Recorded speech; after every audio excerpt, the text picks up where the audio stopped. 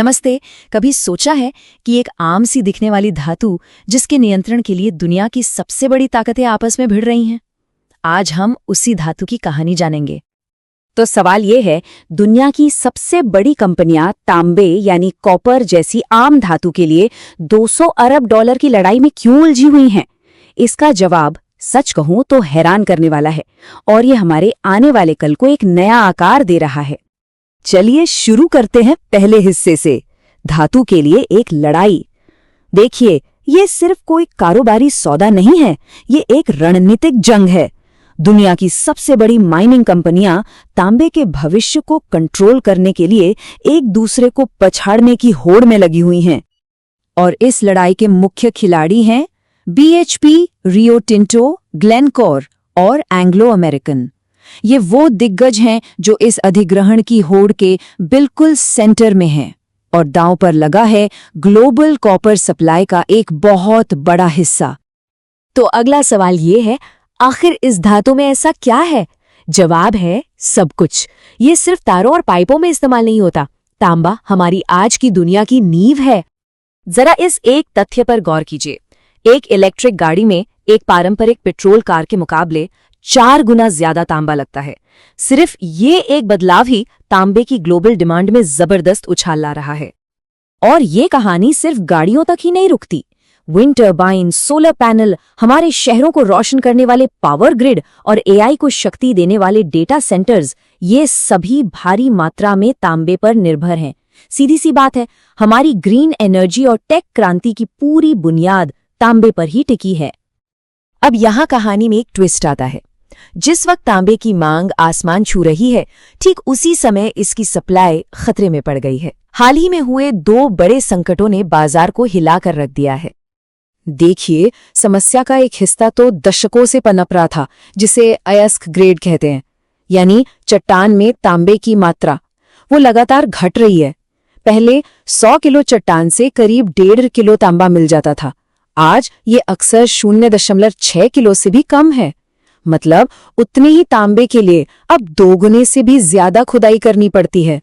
और फिर 2023 में एक के बाद एक 2 बड़े झटके लगे। पहले इंडोनेशिया की विशाल ग्रास्पक खदान में एक आपदा आई और फिर कुछ ही महीनों बाद पनामा को राजनीतिक विरोध के चलते अपनी सबसे बड़ी तांबे की खदान बंद करनी पड़ी। इन 2 घटनाओं का मिला-जुला असर चौंकाने वाला है।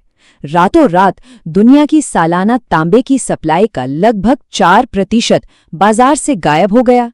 ये कोई छोटा मोटा नुकसान नहीं है, ये एक बहुत बड़ा झटका है। तो इस संकट ने माइनिंग कंपनियों को एक बुनियादी सवाल से जूझने पर मजबूर कर दिया है। अगर ज्यादा तांबा चाहिए तो क्या नई खदान बनाई जाए या किसी बनी बनाई खदान को ही खरीद लिया जाए? और ये चुनाव उतना मुश्किल नहीं है जितना लगता है। एक नई खदान बनाने में 20 साल या उससे भी ज्यादा लग सकते हैं, जिसमें परमिट और कानूनी लड़ाइयों का एक अंतहीन सिलसिला होता है। वहीं दूसरी तरफ किसी मौजूदा खदान को खरीदने से प्रोडक्शन तुरंत शुरू हो जाता है। इसका एक जीता जागता उदाहरण है एरिजोना में रेजोल्यूशन कॉपर का मामला। 2 दशकों और 2 अरब डॉलर के भारी भरकम निवेश के बाद भी कानूनी चुनौतियों की वजह से वहां से अब तक 1 ग्राम भी तांबा नहीं निकाला जा सका है। ये बनाने की रणनीति के भारी जोखिम को साफ साफ दिखाता है। और यही बनाए बनाम खरीदे की दुविधा हमें वापस उस बड़ी लड़ाई पर ले आती है जिसके बारे में हमने शुरू में बात की थी। BHP का एंग्लो अमेरिकन को खरीदने का प्रयास इसी रणनीति का हिस्सा था। ये सब कुछ मौजूदा चालू खदानों पर कंट्रोल हासिल करने के लिए हो रहा है। अब ये लड़ाई सिर्फ कंपनियों के बीच नहीं रही, ये राष्ट्रीय सुरक्षा का मामला बन चुका है और तांबा अब एक नया भू-राजनीतिक पुरस्कार है। एक विशेषज्ञ ने इसे बेहतरीन तरीके से समझाया है। इस माहौल में तांबा 20वीं सदी के तेल की तरह रणनीतिक बन गया है। जरा सोचिए, इसका मतलब क्या है?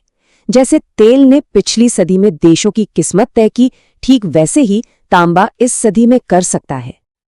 और इस खेल में सबसे बड़ा खिलाड़ी कौन है? चीन। ये देश अकेले दुनिया का आधा तांबा इस्तेमाल करता है।